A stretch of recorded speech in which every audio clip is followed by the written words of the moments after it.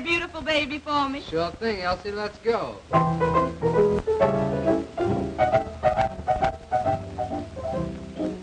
You must have been a beautiful baby. Why, you must have been a wonderful child. When you were only starting to go to kindergarten, I'll bet you drove the little boys wild. And when it came to winning blue ribbons, you must have showed the other kids how. Why, I can see the judge's eyes as he handed you the prize. I bet you made the kiss bow, 'cause you must have been a beautiful baby. 'Cause baby, look at you now. Why, you must have been a beautiful baby. Why, you must have been a wonderful child. 'Cause when you were only starting to go to kindergarten, I bet you drove the little boys wild.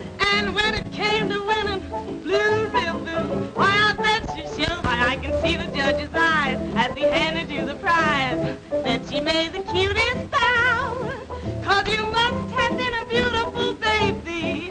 'Cause baby, look at you now.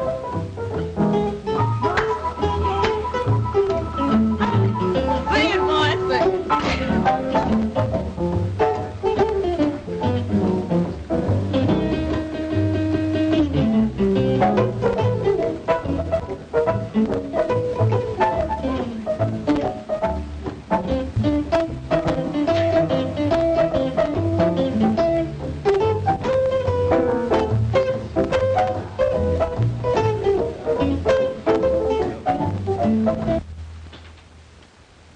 Come in.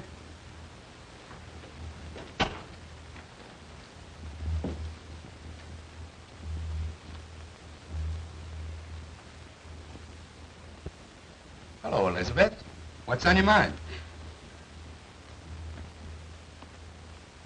Heavens. What have you been doing? Hijacking somebody? May I sit down? By all means.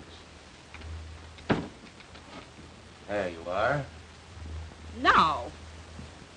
Well, who from, how come, and what for? Tony Guido and Nick Cavelli. I smell trouble. Their gang just pulled a big job. The Peacock robbery. Smells like one of their jobs. They keep me on the anxious seat, all right. Well, what do they want? A little party in the private apartment upstairs after the joint closes tonight, That's easy. It's for rent for such purposes. with a half dozen of our girls to entertain them, including Elsie. That's what I was expecting. And what I feared.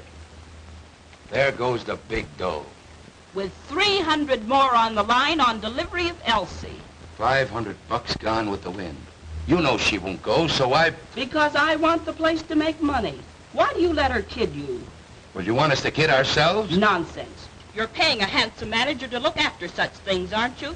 It's 200 without her, 500 with her. $300 ought to be enough to get you to make that manager do his duty. 500 is almost enough to make me use a gun.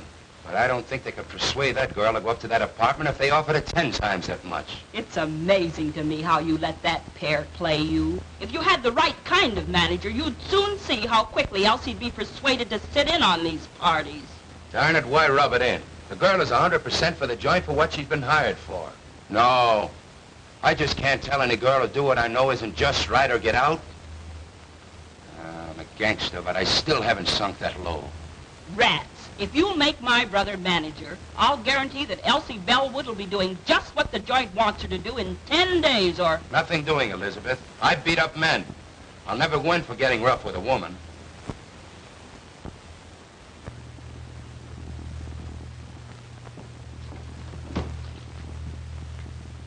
Oh, Mr. Farina. Yes? Step here a minute, please. Get a load of that specialty.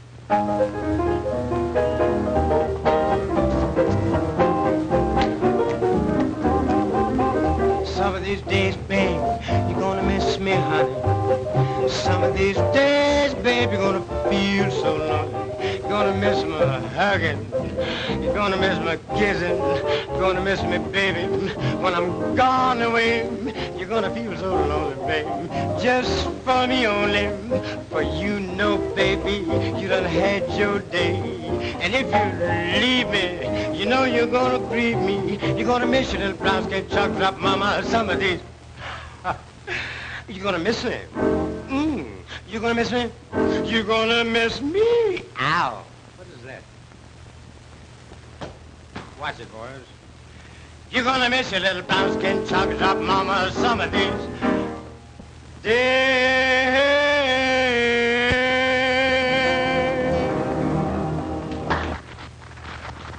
A manager should be able to entertain in case you come up short of an act some night.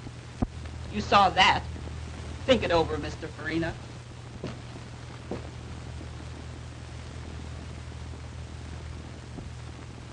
As I started to say, Elsie's a good performer, and they like her. But she's too high-hat. What do you mean, too high-hat? Well, I mean that she should sit in on some of these parties many of our customers are always asking her to. You understand, eh, Hadnot? And, but is that just right? You know that not Elwood, she's a good performer. Pleases everybody with her singing and dancing. So don't you think that's quite enough? Of course, but the other girls go in for it, so why not her? That's her business. I hired her to do just what she's doing. If she wants, I couldn't stop her. But if she doesn't... I understand all that. But if we could promise some of them a date with Elsie, say, many would be willing to spend more dough. As I said, that's up to Elsie. But you mustn't expect me to try to persuade her. And I hope, too, that the Poodle Dog Cafe hasn't sunk so low until a decent girl can't work here. Ah, don't be so arbitrary, Hadnot. Many of the people who come here call themselves slumming. And if they want to date up a few of the girls for a little party afterwards, it means more dough for the joint. You understand? Of course I do, Farina. And they do it right along. But you were speaking about Miss Bellwood. And I merely said that if she doesn't want to go out on any, I'm not going to argue and abuse her about it. Good evening, Mr. Grotty. What's the matter? Oh, nothing much. I was just trying to show Hadnot that if Elsie would consent to sit in on some of these parties, it would help the business. Of course it would. What did Hadnot say about it? He said it was up to her. Well, he should make her.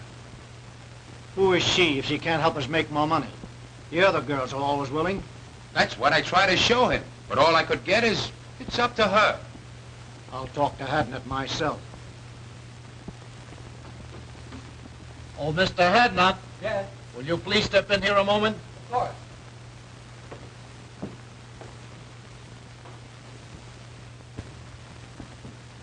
Have a seat.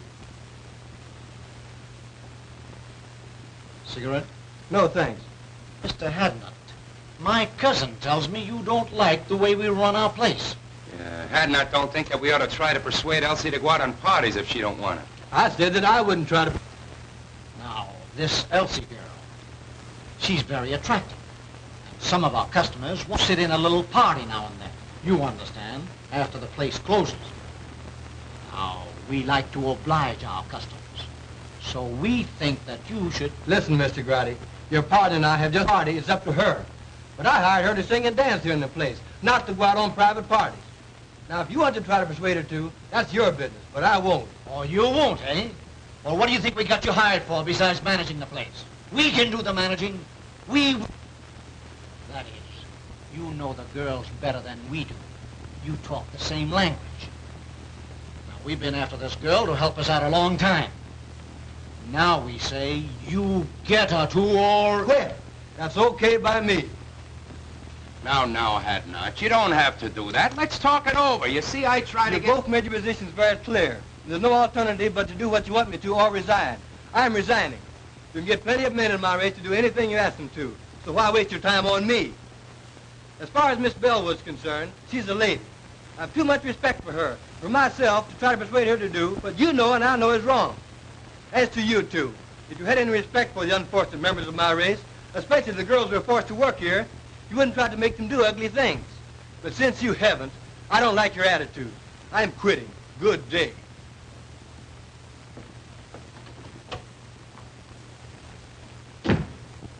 I was coming in to see Mr. Farina, and I couldn't help overhearing what was going on inside. What does he mean?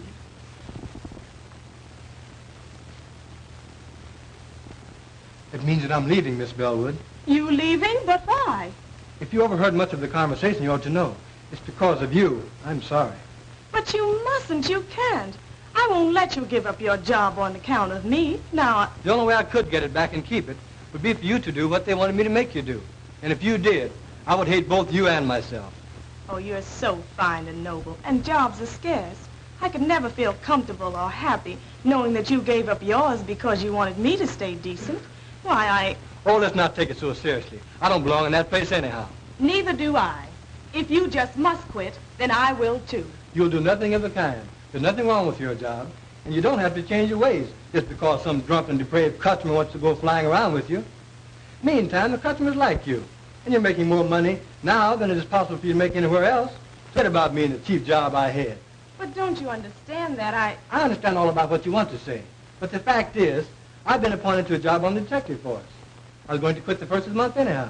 The prosecuting attorney is anxious to break up the cabaret racket, and their efforts to force you to be bad, whether you want to or not, should be a part of it. Anyway, I've got a better job, so go in there and do your work, and keep on being nice. I like you that way.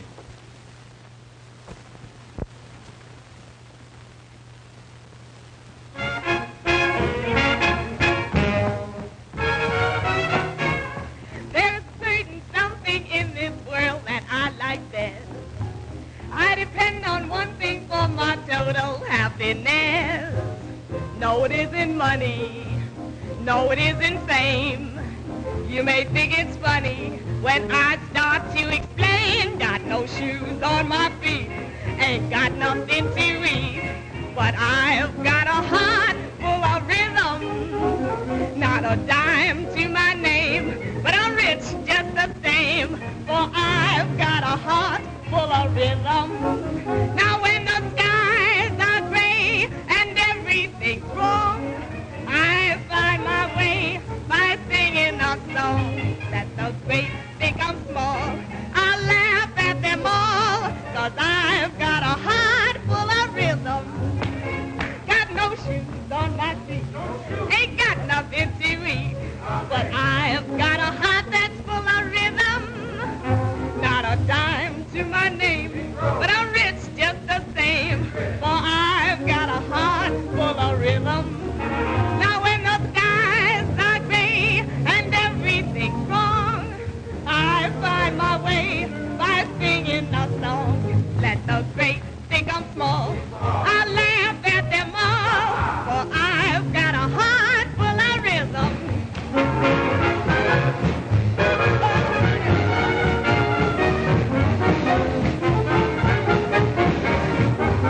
Now let the great think I'm small, I laugh at them all,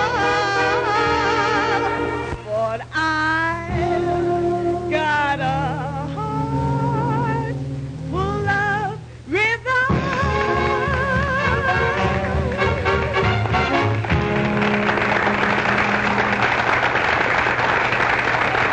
Be very happy when I think of you being without your job on account of me. Tell you, Elsie, if I may call you that. You may, of course. Thanks. That makes it easier. Getting back to what we were talking about, I was trying to tell you that I didn't care. You see, I've been studying for detective work for 2 years. It comes under civil service. I took the examination. Thing is all right. I don't have to worry about a job for me any longer. With a better job, I can do more good. Naturally, I'm glad that I can now be more independent and stand up when the occasion rises for decent girls like you. I sure like you for that, and I shall always respect you. I hated to think that you had to suffer any inconvenience or embarrassment on my account. However, I like to think that the Negro race have such a terrible time. If we had a few more girls like you, maybe it wouldn't be as hard as it seems. By the way, did you happen to notice anyone hanging around to take my place? Yes, those Landry boys. Incidentally, distant relatives of mine. They're made to order for dirty work. They'd hardly stop at murder. So, I may have to quit after all. No, the customers like you too well. Just you stand pat, and they'll soon quit trying to persuade you. I hope you're right. It was bad enough for the help while you were there. But with those, outfit like my relatives in charge? Well, I shudder when I think what those poor girls will have to put up with now. Oh, you don't need to. I'm on the getting outside. I can be out in a jiffy and upstairs before you can get around on this side. I want to thank you for a fine evening.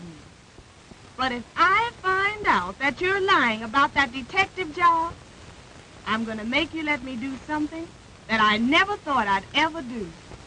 Take care of a man.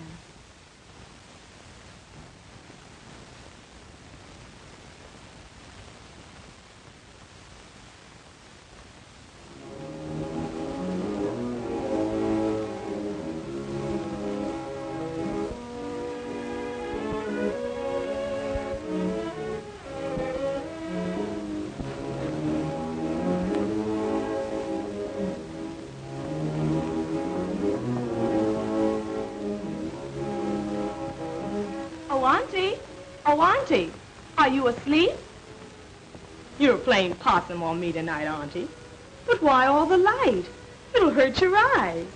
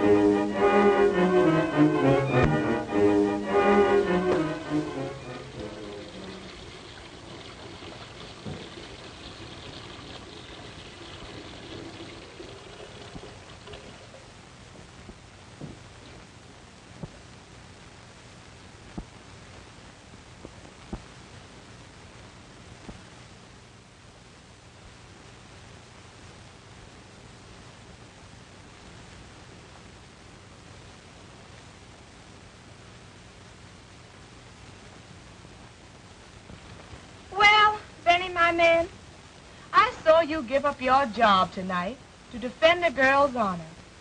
A girl almost a stranger to you. But she's a good girl, Benny.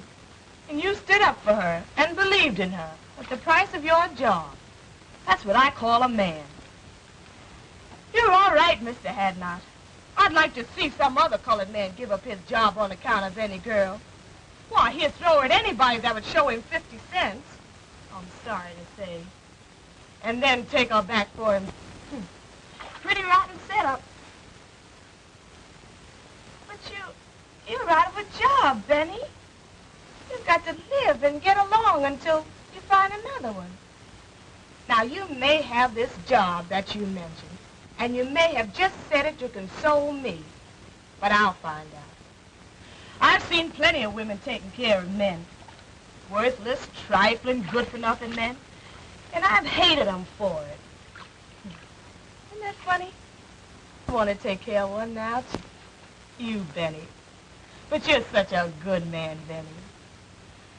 But this is different. You've just got to be all right. I've just got to do this. I want to give you everything that I make and let you give me what you want me to have. Will you promise me you'll do this, dear? It'll make me so happy.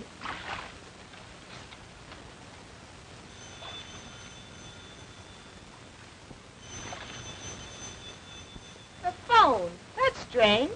I wonder who could be calling at such an hour.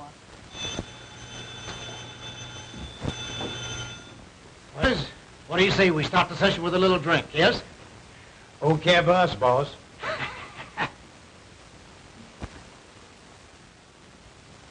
What can you want want to talk to my aunt about at this hour.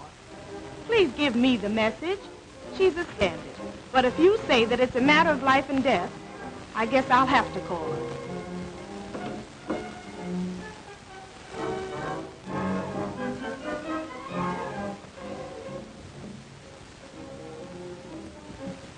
Oh, Auntie.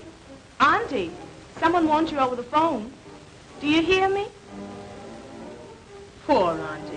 You're tired. I just won't do it. Whoever it is has got to give me the message or wait until you wake up.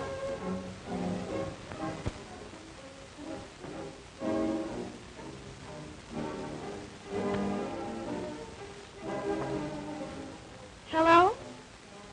Hello? Hello? Hello? Hello? Hello? That's strange.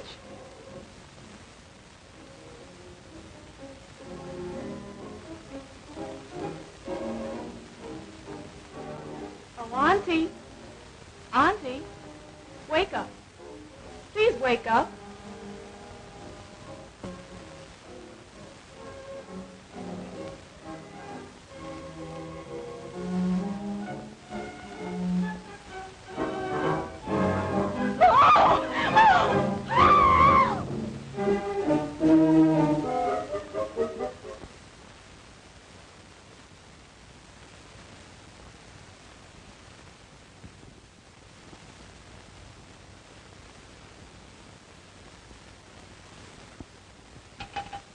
Operator! Operator! Get me to the police station, please! Quick! You say you arrived home about 3 a.m. and thought upon seeing your Aunt laying as we discovered her that she was asleep? I thought she was asleep.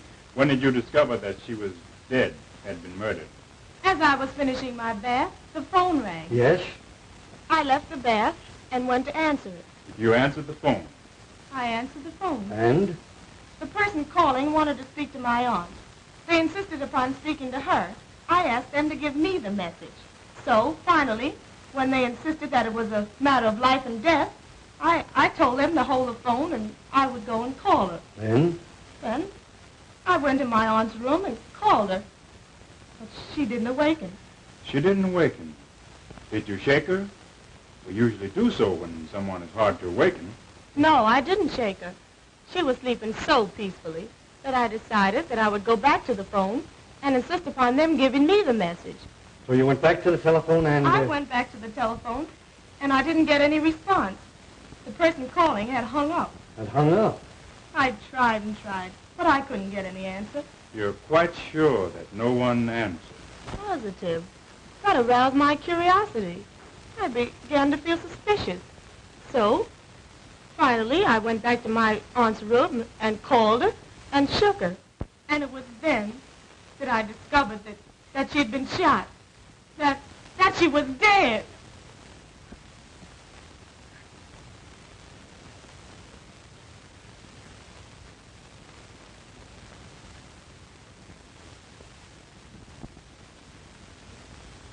Well, what do you think of her story? Sounds truthful. It does, and it may be. But in cases like these, one can never tell. It always pays to reserve decision until you learn more.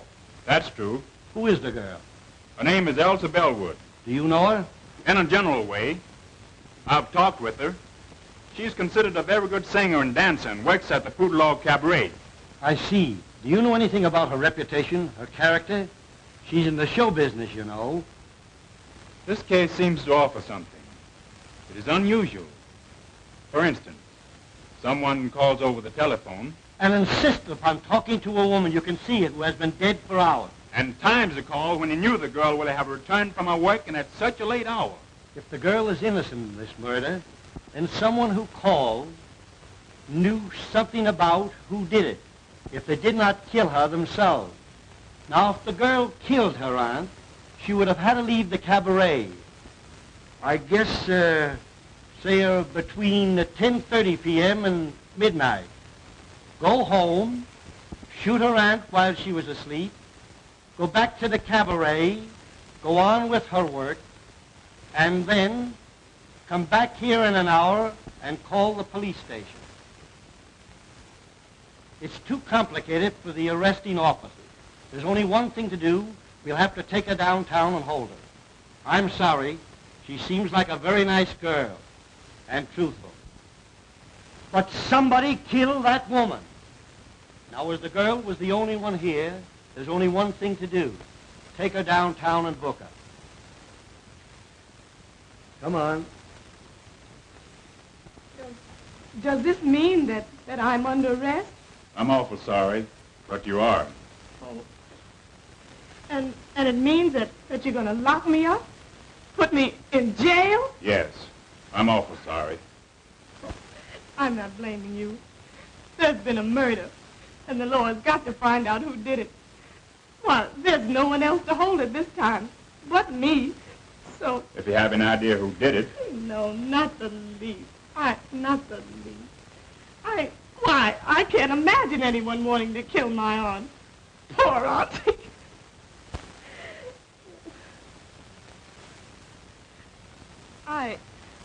I was thinking of myself. I've never been arrested before. And now they're holding me for something that I don't know anything about.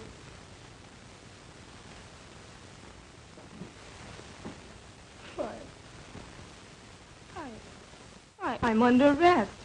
And they're going to put me in jail. Well, once if you're sure... I'm not sure of anything. I merely feel that the girl is innocent. We should go easy on her until we get some more evidence. Well, I'll speak to the matron. But you understand, she cannot leave. But at least the room isn't a cell. Thank you. I've talked to the matron has a room here with a bed in it, so we're going to let you have it so you can get some sleep. Then when you're brought before the DA this afternoon, you'll be more rested and composed and think more clearly. You must be awful tired after such a night and all of this. Thanks, you're very kind. I am tired, very tired. I feel, I guess I just don't feel anything anymore. I'll call the matron now. Do you know a lawyer? Have you some friends? I have no lawyer. I know a lot of people, but I'm afraid they won't understand this. I just don't know what to tell them. Do you have a boyfriend? No, A pretty girl like you? You must have somebody you like or who likes. Oh, I didn't say that I didn't know anybody. I know a man, but I don't... He would come closer to under than anybody else. If you have a pencil, I'll give you his name and address.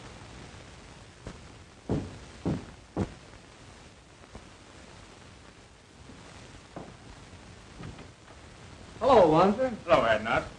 Come in.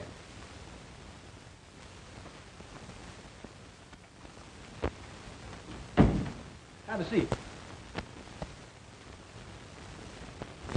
If Miss Bellwood didn't want to go on these private parties, and you know what that means, I wouldn't make her go. Say, if I had my way, I'd clean up every cabaret like the Poodlock in this town. I stay so annoyed when I have to look upon other girls forced to put up with all they have to that it just makes my blood boil. Well, that was the trouble, and why I lost my job. Miss Bellwood is a good girl. She's a good performer, and the people like her. So I was thumbs down on making her do anything, other than the work she had been hired to do, for her to hold a job. So that's why I'm out of the Poodle Dog. That's too bad, Hadnot. But what about your appointment to the detective force? That's gone through, and I'm starting to work the first of the month. Good. I'll be glad to welcome you. Thanks. But getting back to the girl, can you imagine her committing a murder? We couldn't even force her to go on a private party. I'm positive that she doesn't know anything about it. But this is the law, so you see what we are up against. Sure, I understand. Well, get your things on and come on down to the station with me, and we'll see what we can do. Of course. I'll be ready in a few minutes. Come in.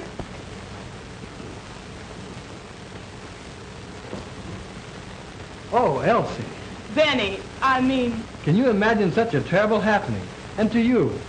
Mr. Wanzer brought me the news. I'm so sorry for you. Oh, yes. Mr. Wanzer has been very kind. Let me thank you again, Mr. Wanzer. I'm glad to have been of little help. I imagine you and the young lady would prefer to discuss this between yourselves. So you will please excuse me. Thanks. Now let's have a seat and you can tell me all about it.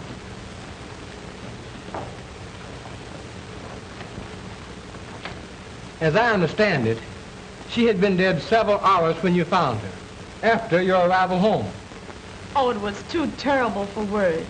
Why, I walked about the house talking to her at intervals for about 15 minutes after I and called, or maybe had called, to see if I had returned home.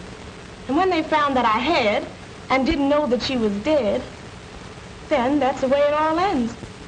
I can't even imagine beyond that. She was shot between 11 and 12 o'clock last night. Now, what time were you called? Between 3 and 4 a.m.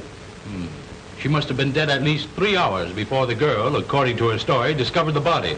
Just about. You know, this case offers something.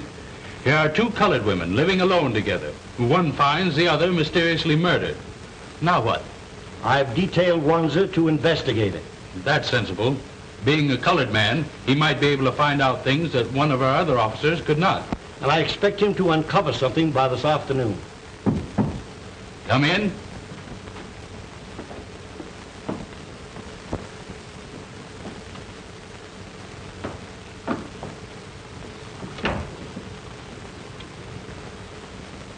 Now tell Mr. Eckert, the district attorney, how you're related to Miss Bellwood and what you know about her aunt. Well, I don't know that I ought to. Go ahead, sister. Tell them all about it. Well, all we know about the murder is what we read in the morning papers.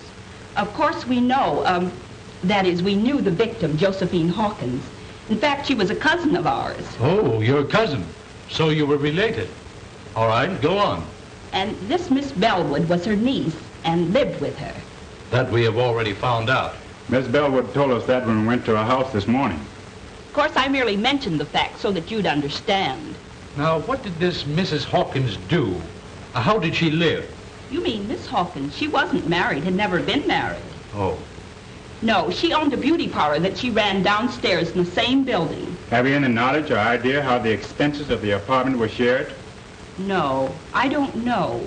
But I do remember once talking to her and of her saying that she had an awful lot of insurance for a woman, but that Elsie, her niece, had taken it out on her and was paying the premiums. So she was heavily insured, and her niece, whom we are holding here, paid the premiums, even had the insurance taken out. That's what she told me. Just when did she tell you that?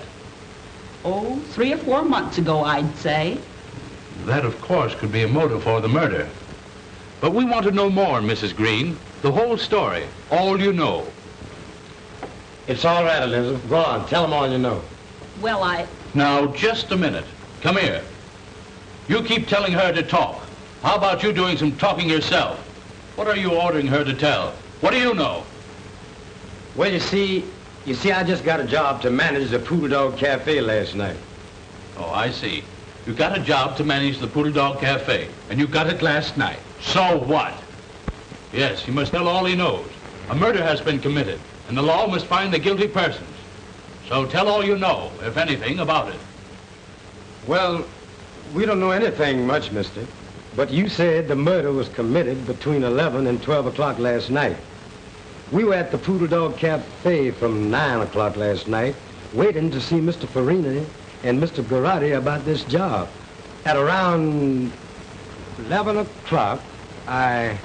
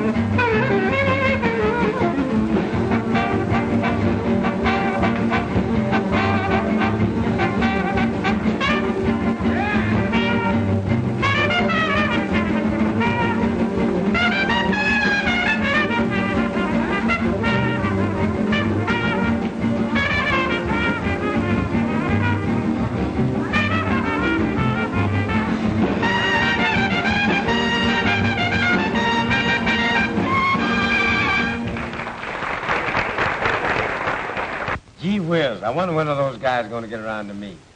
We've been waiting here for 2 hours. I'm getting tired. Well, go on outside and catch some air. But we're going to keep on waiting until they send for you if it takes all night. All right, I'm going outside. I'll go along with you.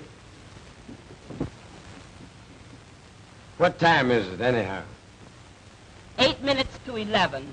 Now, how long are you going to stay out there in case they send for you? Oh, I don't know.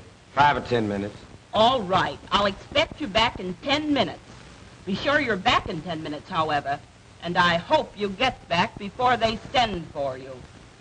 So do I.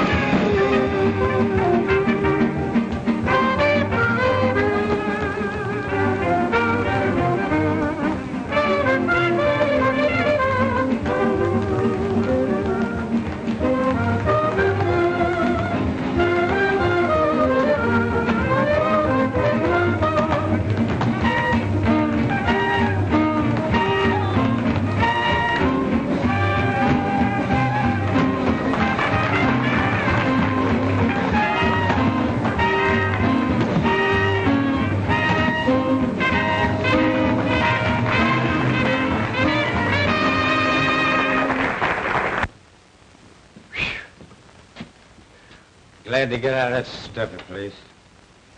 Cigarette? Yes.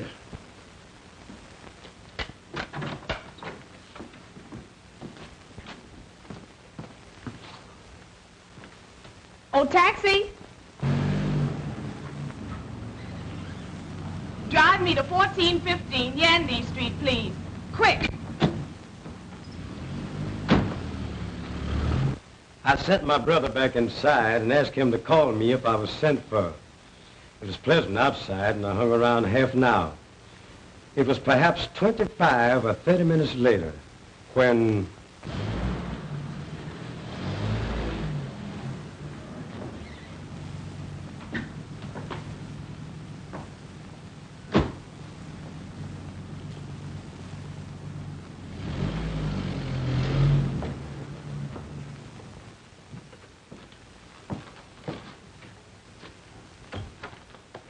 It's ready to see you now. Okay. When I entered Mr. Garrod and Farina's office, I happened to look up at the clock and remember that it was 11:35. Yes, sir. Bring Miss Bellwood to my office at once. Yes, sir. I thank you people for the information you have given me. I'll take your address, and if and when we need you, we'll send for you. You may go now. I sure hope you don't send for me. Oh, what an awful story.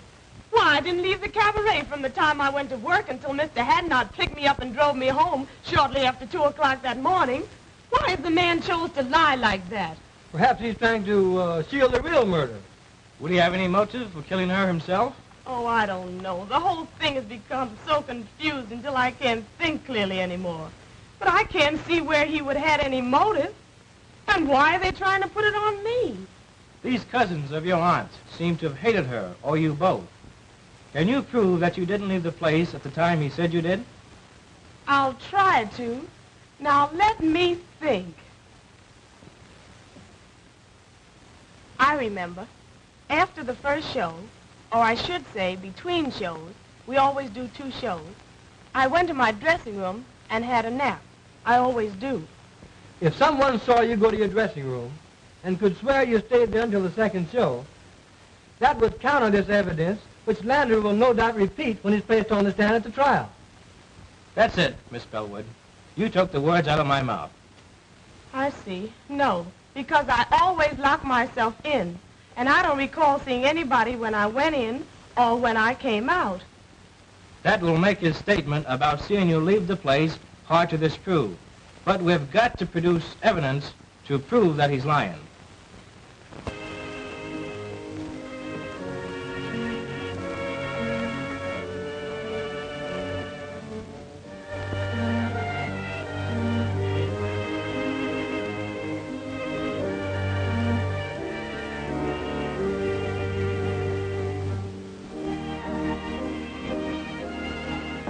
Darling. There's no use, Benny. Why give me false hope? Just leave me here to slowly succumb to this living death. I want to forget that I was ever born, and that I ever had any hope, and that I was ever a free person, once happy and hopeful.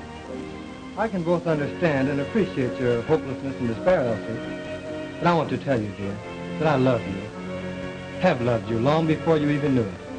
And that I've dedicated my life to righting this great wrong and setting you free. Since you didn't kill your auntie, somebody else did. So you see, I must ultimately succeed. And I will succeed. Oh, what you say sounds so beautiful, Benny. But I'm only a convict now. And I shall always be pointed out as a convict. You're a victim of circumstances, Elsie.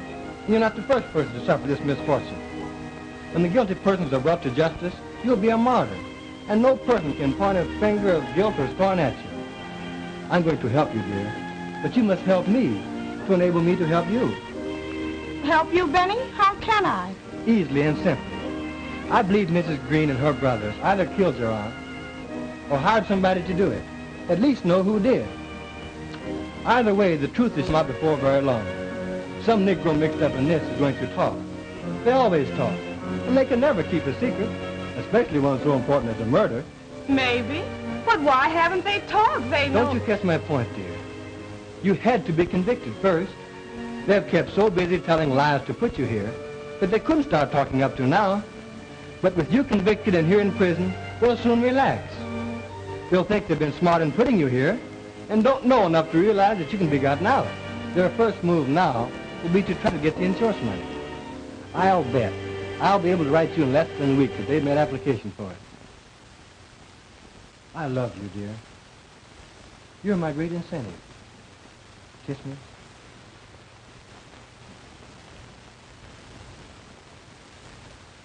Well, how are you, Mr. Wanson?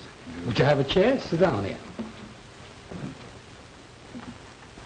You told me once that Mrs. Green's husband had been in love with your aunt many years before, back in the South.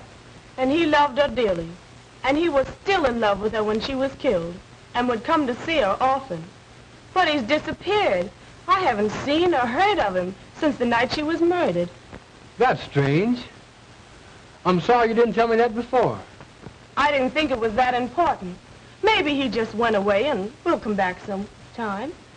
He may and he may not. Meantime, this might prove a connection. It might turn out to be the link that's missing. Maybe you'll find out something when you go to the city from, Reverend Bryson. He knew us all before we came from the South. Maybe you'll find out something from him about Mrs. Green's husband. Although it has been a long time since we came north. This looks like a lead. I'm going to follow it. I have a feeling we'll get somewhere. Now that this Elsa Bellwood has been convicted of murder and sent to prison for life, who will the company pay the money to? Oh, that will be decided by the court. In the meantime, this Green family, Elizabeth, John, and Clyde, have applied to it of next of kin. Oh, they have? So soon? Yes, I have the application papers here. You won't be paying them the money? Not until authorized by the court, and that will take considerable time. I'm glad to hear you say that. Did they give you the impression when they filed the application that they understood it would be some time before the matter would be settled? Oh, since you come to speak of it, I think that will be settled very shortly. Thank you. That is all I wanted to know. By that, you can see that they're counting on the money much sooner than it is even possible for the claims to be paid. This case isn't going to be long before something cracks. When this outfit finds that they can't lay hands on the money as quick as they had planned, some of them are going to get impatient and drop something. And I'll be Johnny on the spot to pick it up and land all three of them in jail right quick. Well, I'm depending on you to keep checked up on them and help me to get somewhere. I have a feeling that there's a story yet to tell. In the meantime, let's get over this Reverend Bryson's and see what we can find out. You said something, brother.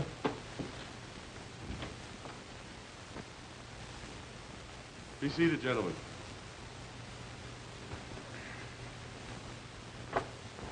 You're nothing but a whiskey head and no good. We have liquor here to sell to customers, not to be soaked up by the manager. You stay drunk. Nobody likes you. So you're through. Now get out.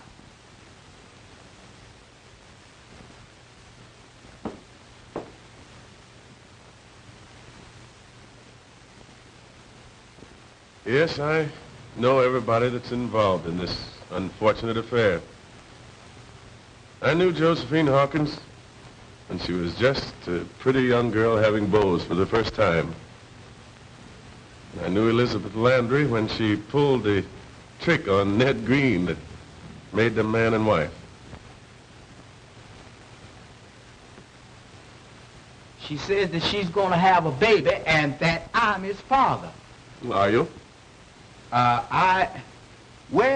Maybe I am and maybe I ain't. You know I ain't the only one that's been running around with her. Well, that's the chance you take, young man. She has you charged with fatherhood. There's no alternative. What do you mean there's no alternative? Well, I mean that you must marry the girl. But I don't love her. Never did and never will. You know who my girl is. You know who I've been going around with. And I ain't afraid to tell you that I love Josephine Hawkins. She wouldn't come up with no tale like this.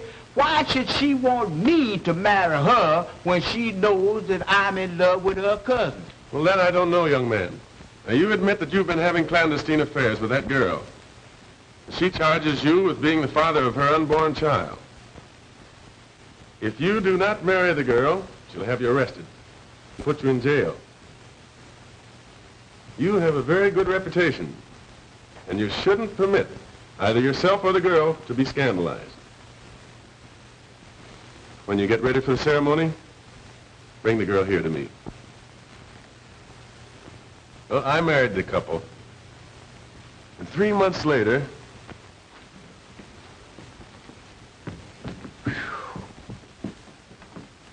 she lied. She's no more to become a mother than you are. She tricked me into marrying her, the dirtiest trick a woman could pull on a man. That's why I came to you to find out what could be done by it. well, you might ask for a doctor's examination, and if the examination proves what you say, I think the court would grant you an annulment. I don't want to wait that long. I can't be bothered with no nerves. I am leaving town. I'm afraid if I stayed here, I'd kill her. I ain't got time to be bothered. I am leaving town tonight. Goodbye.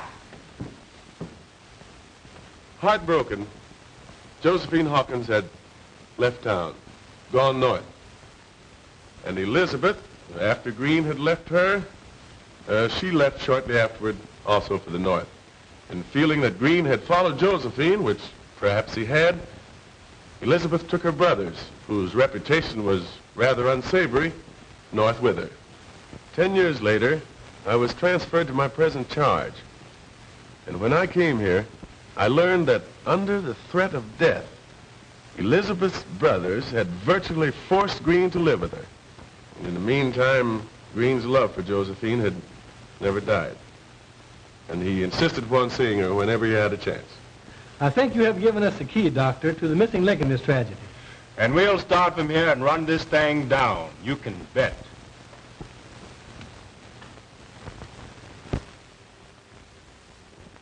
Here we are, broke, strapped. It may be months before we get this money, if at all, and you must keep pouring liquor down your dirty throat until the Italians get disgusted with you and kick you out. Oh, you make me sick. Well, what do you expect? You planned this whole thing. For 20 years, I've been a slave to your design. Ever since the time you tricked Ned Green into marrying you, everything has been subordinated to your convenience. The only way I've been able to keep up is to keep pouring a lot of rotten liquor in me. And I couldn't quit drinking. No, because I had that cheap job at the Poodle Dog Cafe. And just as soon as you get this money, I'll go out of your life forever. And you won't never need be bothered with me again. I'm sick and tired of the whole thing. And I'll be glad when it's through and all over with.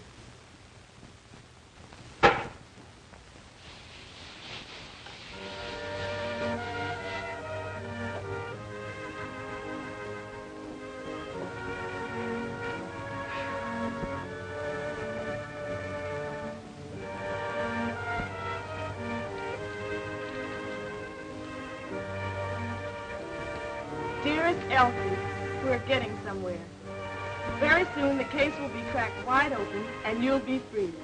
In the meantime, now and always, dear one, that I love you. Love you. Benjamin.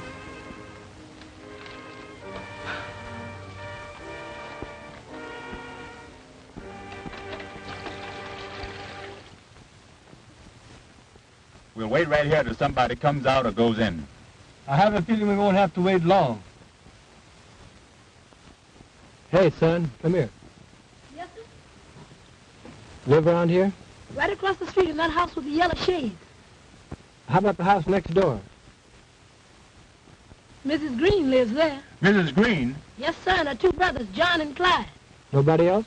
Well, her husband used to stay there, but he don't no more. He doesn't anymore. Why? I don't know. He just don't. He ain't been there in a long time. I think he went away somewhere. Anyway, he ain't there no more. But Mrs. Green's brothers, do they still live there? Oh, yes, sir. One of them's there now. He always is. The other one will be coming along soon. They eat about this time. And the other one will be coming along soon for his dinner. Which one's there now? John. He sleeps up until about this time. Then he gets up and eats. And then he goes down to the Maple Leaf Social Club. Maple Leaf Social Club, eh? Well, what time does he get back? He's never back before I go to bed, so I guess he gets back kind of late. Now, this brother John that you mentioned, does he work? They say he does. My papa says they gamble down there. And he does something. Thank you, son. Oh, there's something for you. Oh, thank you, sir. Now, what time do you go to bed? About 9 o'clock, sir. About 9 o'clock. I see. How would you like to meet us, say, right here at 8 o'clock? We want you to carry a note. We'll give you another quarter. Oh, I'll be glad to, sir. Right here at 8 o'clock. Right here at 8 o'clock. But remember, don't tell anybody. We won't be able to meet you and give you that other quarter. Oh, I know how to keep my mouth shut. I'm studying to be a G-man. I won't tell nobody. Be sure that you don't. You can go now and meet us back here at 8 o'clock. At 8 o'clock, don't tell nobody. I'll get you, mister. Goodbye. What's the idea, anyhow? I want to have a little talk with Brother John. A little private talk, and I need the boy to help me to arrange it. Let's go down to Morrison now for a glass of beer, and I'll tell you the rest when we get there. Now, that's the way we'll work it. Sir, that's a clever plan to thought up all by yourself. Why didn't you think of it before? And why didn't Napoleon think of airplanes and howitzers? He could have really conquered Europe then. You go load the men into 2 cars and stop in the next block. They don't need to know what we're doing until we're doing it. I got you, Steve. Now, when I drive up, be sure and have your hand on your gun and be ready to get in the car and cover it. Understand? I got you twice. Okay, now going.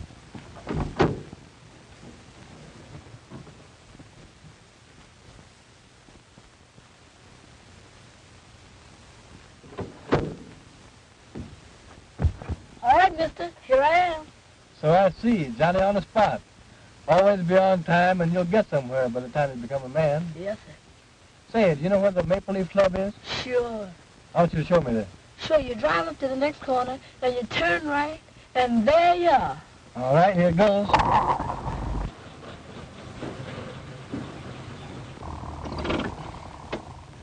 That's the club there, mister. Yeah?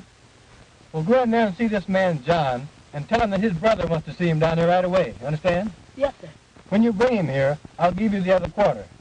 Now, when he's sitting here by me, you come around on this side of the car, and I'll slip it to you easy like. Yes, sir. Now, if you do just as I say and keep your mouth shut, it may be 2 quarters or half a dollar that I'll be giving you. Yes, sir. You can go now.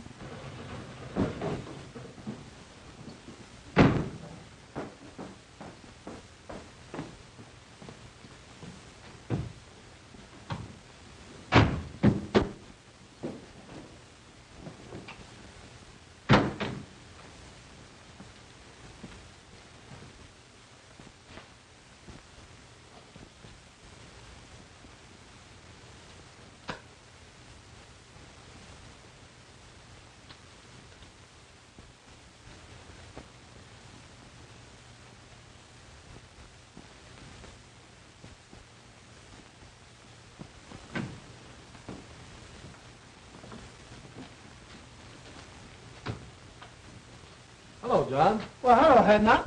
Ain't seen you in a long time. Been kind of busy since I left the poodle dog. Yeah. Say, where's my brother?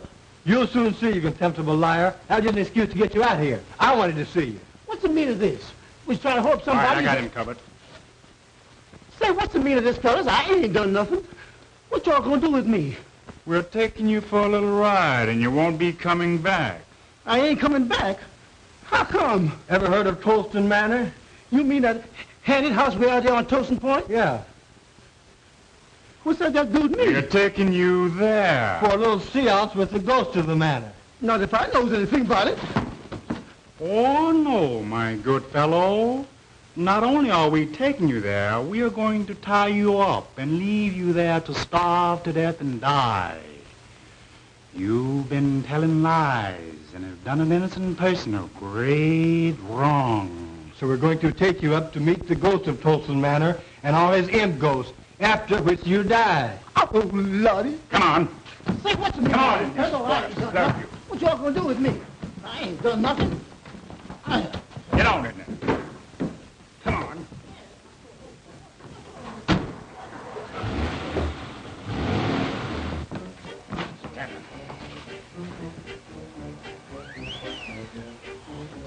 All right, Walter. Make a light, please.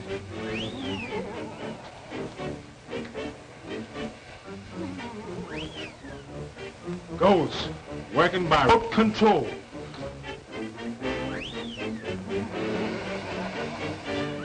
I hear that the only living things that visit here are huge buzzards with pink necks and white gills who fly down through the chimney and pick the bones of liars like John here, whose lips have caused great suffering. They tie them to that post over there. And when the buzzards fly down and devour our bodies, old Tolston turned their soul into imp ghosts. And every night at 12... Great goodness, it's midnight now. When that hand reaches 12, the ghost I've heard appear. At the stroke of 12, now watch.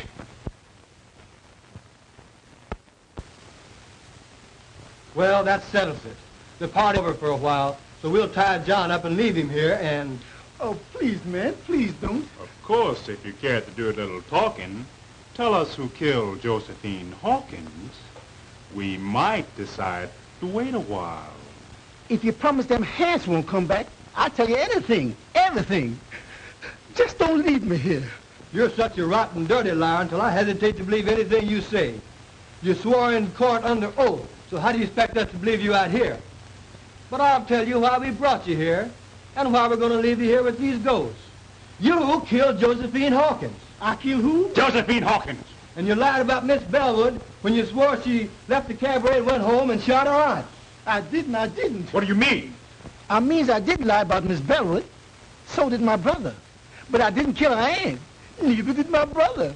I don't believe you. But we're going to tie you up and leave you here for the dirty lies you told on that poor innocent girl. We didn't kill her. I swears we didn't. But we did lie about seeing Miss Bellwood. And if you won't leave me here, I'll tell you all about it. Well, what do you think about it? Oh, I wouldn't believe this guy on a stack of Bibles. I don't see any use in wasting more time listening to this dirty liar. For if he'd lie enough to put an innocent girl into the penitentiary, we certainly can't afford to listen to him now. Please, man, won't you give me a chance?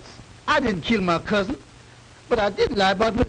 I admit that, and if you promise you won't leave me here, I'll tell you all about how it was done. Shut up, you lying skunk. I don't heard you say. Wait a minute. After all, we can listen to his story, and if we still don't believe it, we can tie him up and leave him here. Oh, well, if you insist. All right, you rascal. But the moment I'm convinced that you're lying, we're going to tie you up and leave you here. I thank you, mister. I ain't gonna lie. You can keep me here until you prove everything I says. All right. We're going to listen to your story. But we warn you that the moment it begins to sound fishy, it ends. And right here you stay. I'm going to tell you the whole story. And ain't one word of it going to be a lie. All right. Start from the beginning. Way back in the South, before any of you came north. Yes, sir. I sure will. Well, it started like this. My sister Elizabeth took Ned Green into marrying her. He was going with my cousin Josephine and was planning to marry her. But when Green learned the truth, he hauled off and left her and came north. Josie found out somehow Green was mad, so she hauled off and left too. My sister then followed Ned up north and brought me and my brother along with her. And lo and behold, she found Ned up here chasing around after Josie. That made her mad. So she had us go get him and scare him into living with her again. He tried to, poor fella, but he just couldn't get along somehow. You see, Ned was still in love with Josie and was always slipping out and seen her. Then, just before the murder... You've made a slave out of me all of my life. Why don't you let me be and give me a divorce so I can go and marry Josie? You know I love Josie and have loved her always. We would have been happy if it hadn't been for your lying lips. I'll not let you alone. And I dare you to try to get a divorce. If you even as much as start to try, I'll have my brothers break your ugly neck. Same thing, year after year, the same thing. Well, you ain't never made me love you, and I ain't gonna try no longer. I'm leaving you for good, and I'm going to Josie. And if she won't run away and live with me, I'll steal into the house some night and kill her, shoot her in the head, then kill myself. That's what I'm going to do.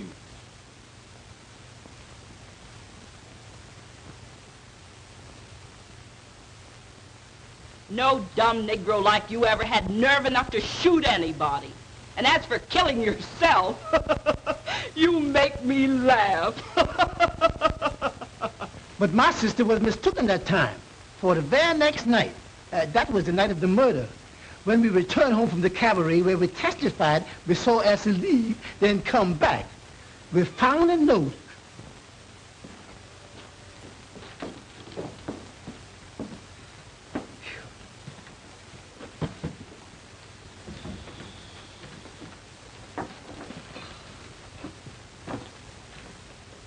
Say, sis, where's the bottle? What about a little drink? Oh, go chase yourself. You've had enough liquor tonight.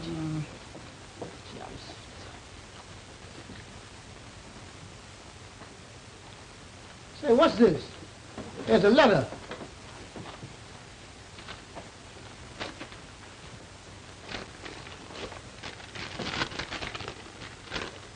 To my wife, I have done it.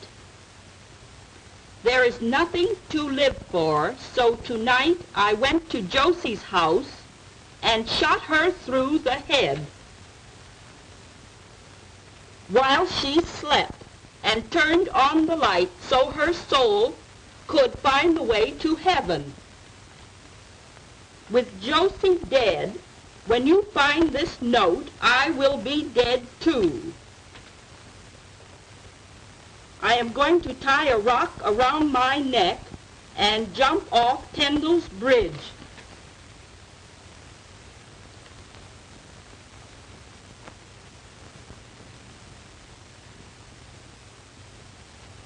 If you care to bury me, you will find my body at the bottom of the river under the bridge. Unhappily, Ned. My sister then sat down and planned the rest. We knew exactly what time Elsie would come home. So she called up Cousin Josephine's house every 10 minutes, starting at 2 a.m. She finally got Elsie. She could tell then that the girl didn't know her aunt was dead when she said, I'll go and call her. And when she did, Lizzie hung up on her.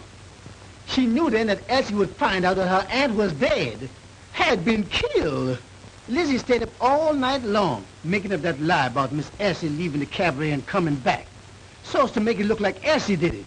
Then she rehearsed me and Clyde on how to tell it. We were scared they would mix us up. All the time we was at the district attorney's office, Lizzie kept on pinching me and Clyde to make us tell it like she rehearsed it. You see, she was after that insurance money, and she figured that if she could get Elsie convicted, why, she'd get it. Well, what do you think of it? Well, I guess we'll put him under arrest while we check on his story. And if we find Green's body... That'll reopen the case and set Miss Bellwood free. All right, fella. We're calling the party off, taking you back to town and locking you up until we can see if your story is true. Let's get going.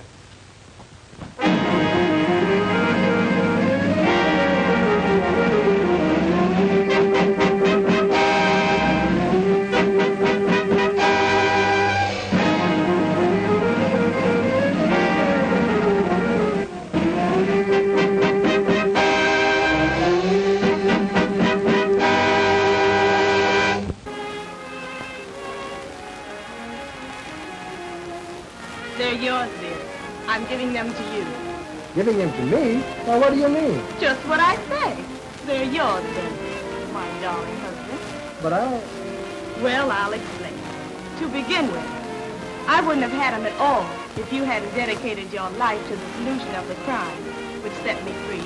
And next, for some strange reason, when I thought that you had lost your job on my account, I developed a mania to give you my money, to take care of you if need be, until you got another job. Then suddenly, all I had been through began to happen. You saved me, you loved me, and you married me. And I love you. Now, after all this, if you want to make me happy, please take these checks, $15,000 worth, and do whatever you want to do with it. Will you promise me, dear? such a peculiar request, such a strange desire. But since you insist on making me a sort of guardian, I'll take the checks and establish a trust fund for our children, dear. Will that be all right?